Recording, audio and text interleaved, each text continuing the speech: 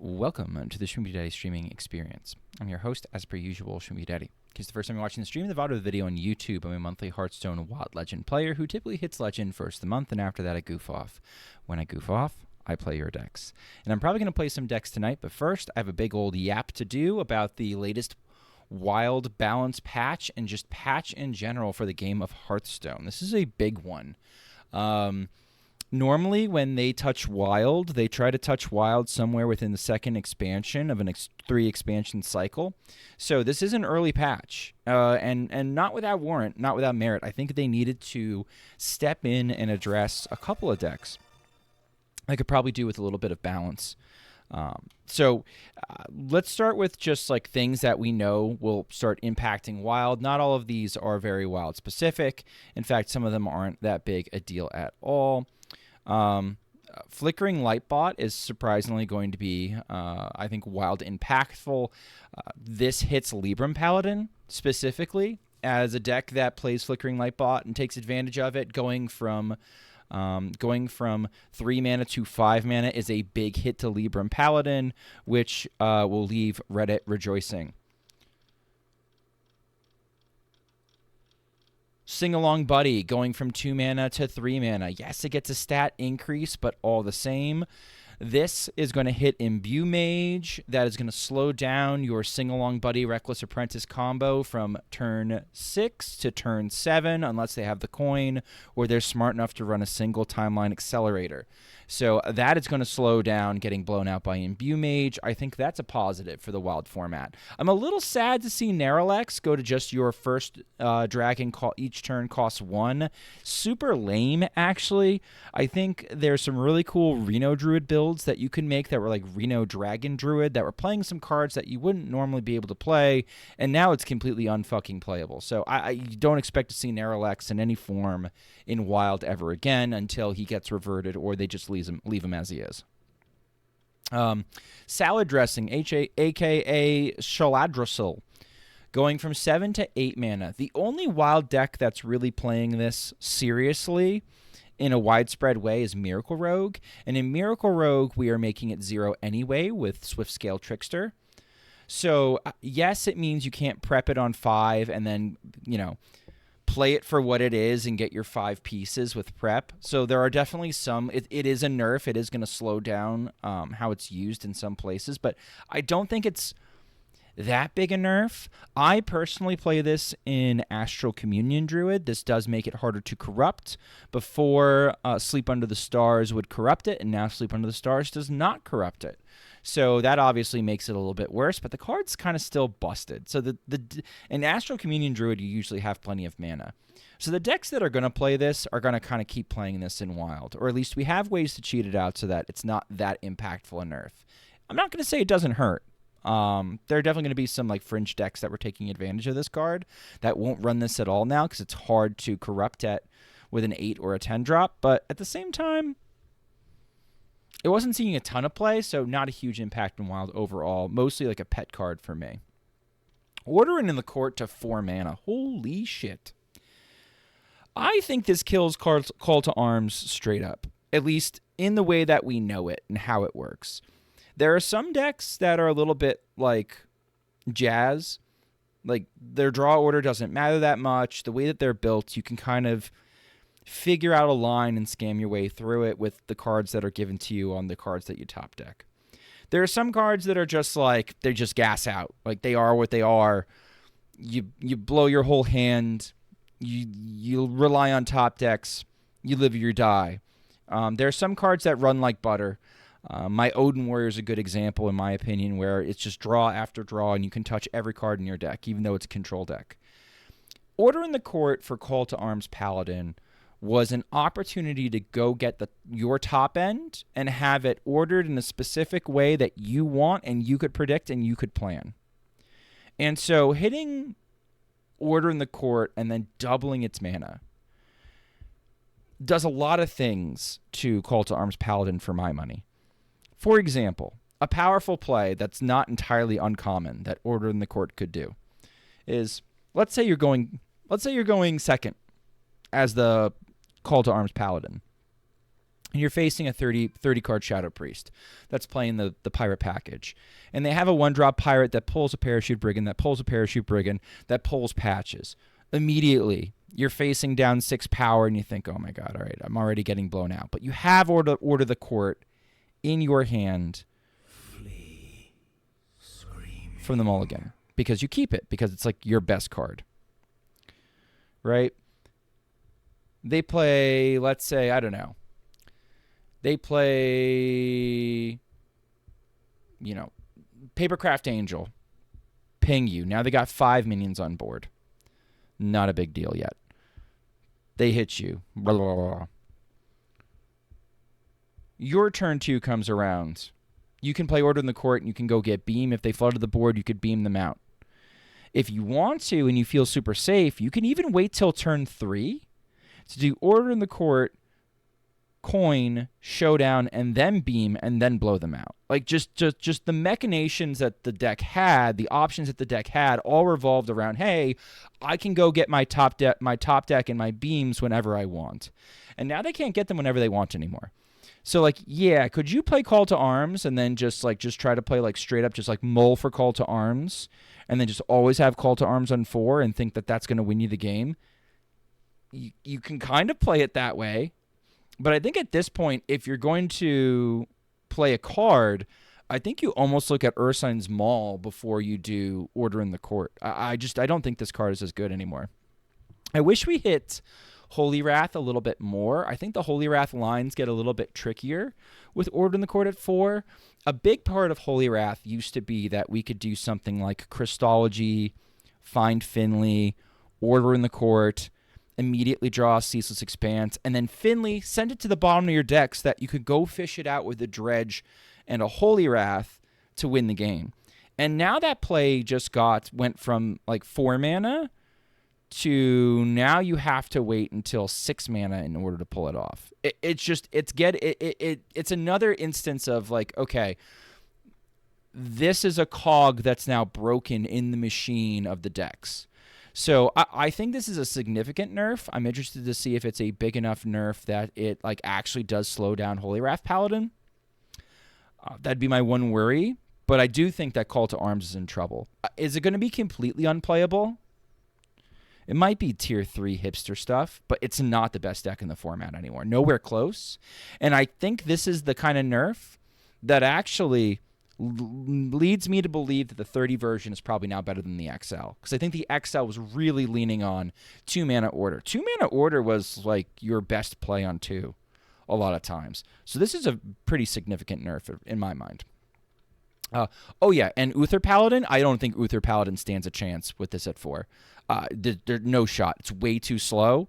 It was already like on the cusp of being too slow. Now it's way, way, way, way too slow. So that's gone. Scabs Cutter Butter. This change people look at and are like, well, why did we do this change? This looks like future-proofing. There's a lot of broken decks that seem to come out.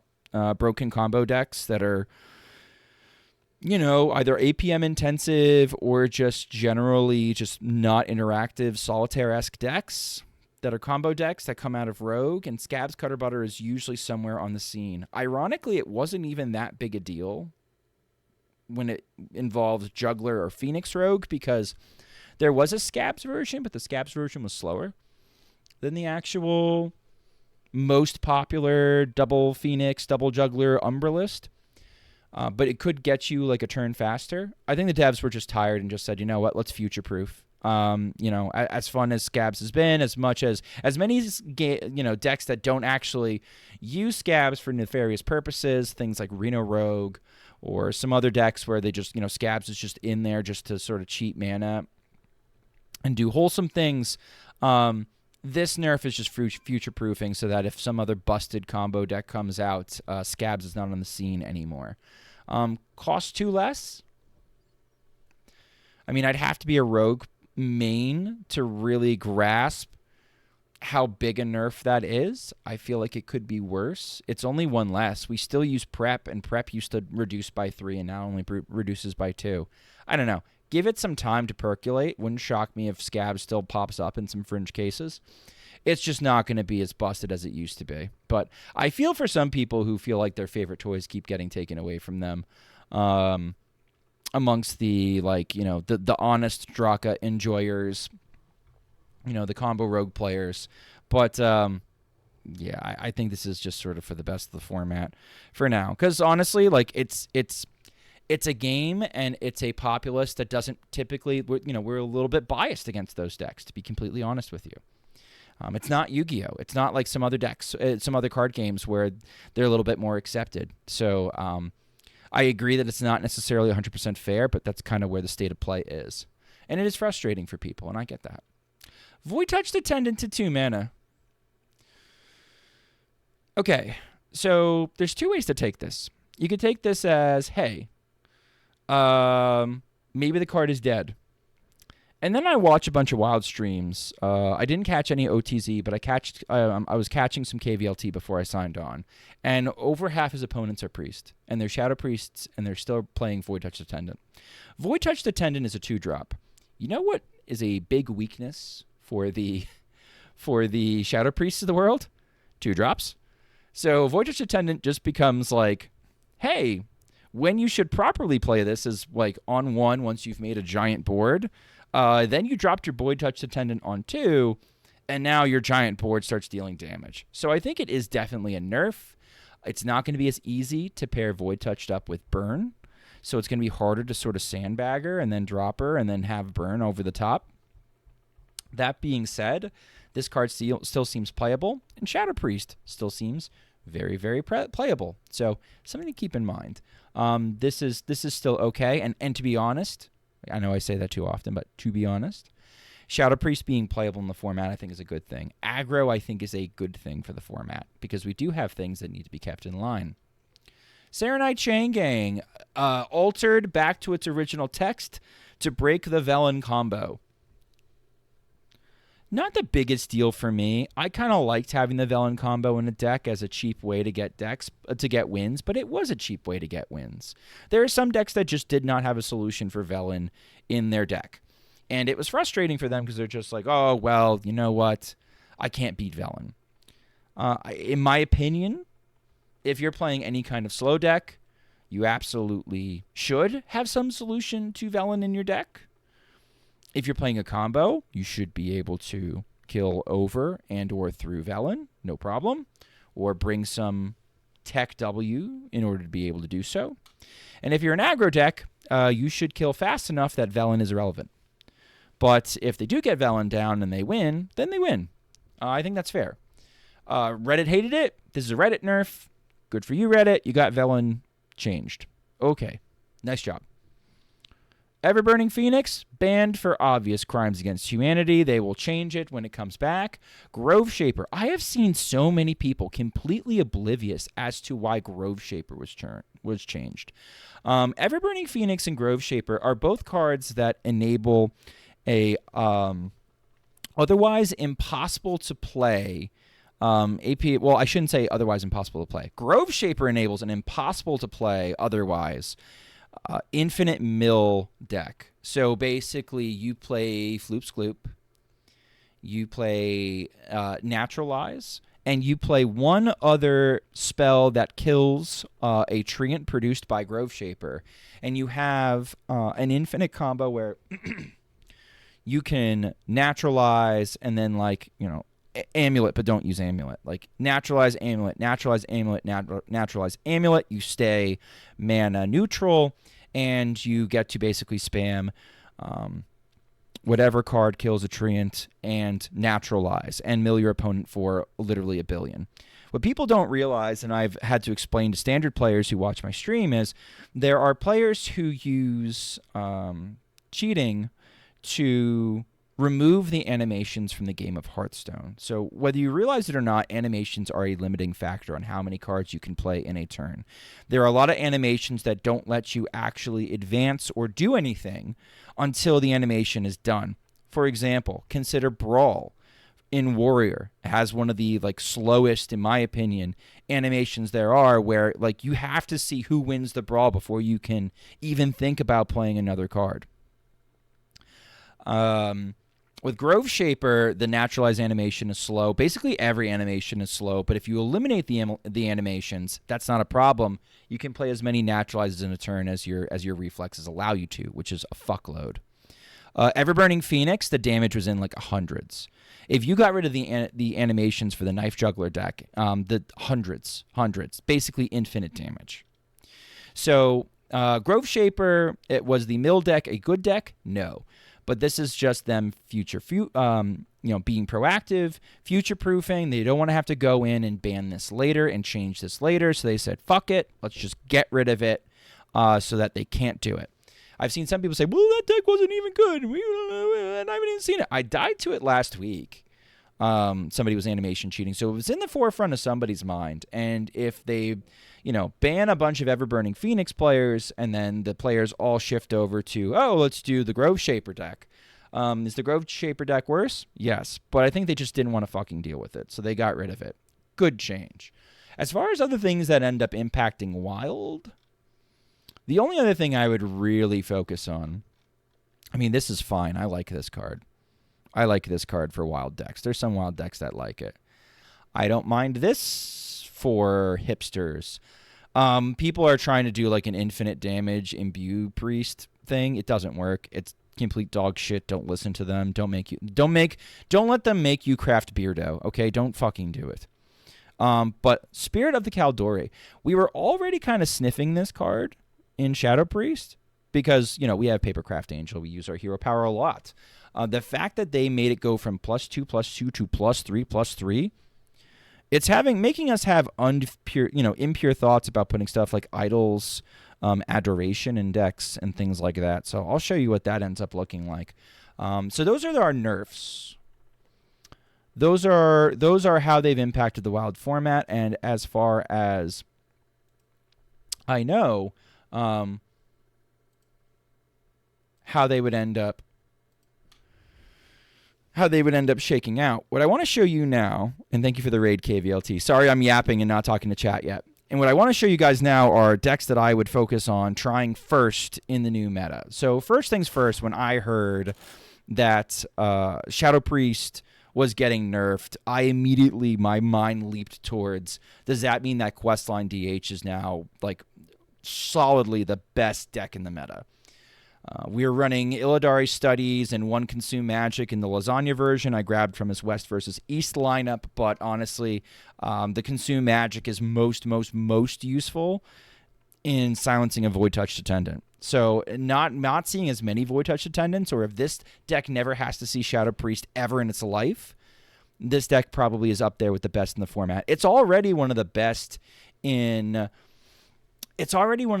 decks in like a Conquest format when you are playing best of 5 and you get to ban one of the opponent's decks, because you get to ban Shadow Priest and you never have to fucking play it.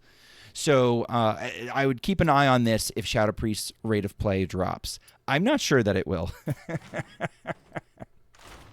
Ditto for Malikos Druid. Malikos Druid looks a lot better if it never has to see a Shadow Priest or Hyper Aggro again in its life. It might suffer a little bit if it hits a glide from a Questline DH or a Pirate DH, but in general, I think it enjoys a little bit more freedom not having to deal with Hyper Aggro. Reno Druid. Okay, talk about piles. If this pile doesn't have to worry, if this pile can worry about dealing with other greedy decks and not have to worry about dealing with aggro, it's a big winner. Quest Mage, holy shit. I think this becomes like more than like a tier 3, tier 2 darling, and a little bit closer to being a popular deck in the format if it never had to see aggro. Pirate DH. Pirate DH has a miserable time against Shadow Priest. Miserable. It's the weirdest thing in the world. Or maybe it's not weird. I don't know. But it has a miserable time against Shadow Priest. And so, if the best aggro deck gets knocked down a peg, if you're going to hop to aggro, I would hop to this aggro.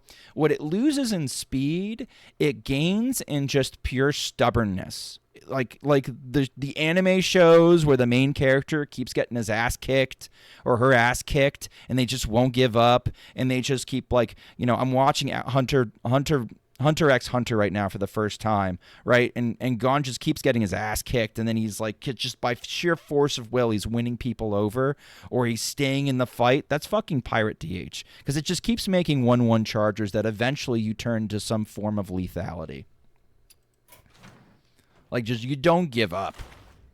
I would think Astral Communion gets a lot better. If I never had to deal with Shadow Priest as an Astral Communion Druid, I might even swap out, like, or here I have the Bio Projects in here. I might even swap out the Bio Projects or the Trail Mixes for Invigorate, so that I don't have to be all that fast. But in reality, I think we try something like this in XL Shadow Priest. We try Idol's Adoration. We try our Papercraft Angels. We try to make the Spirit of Caldori's work as best as we can.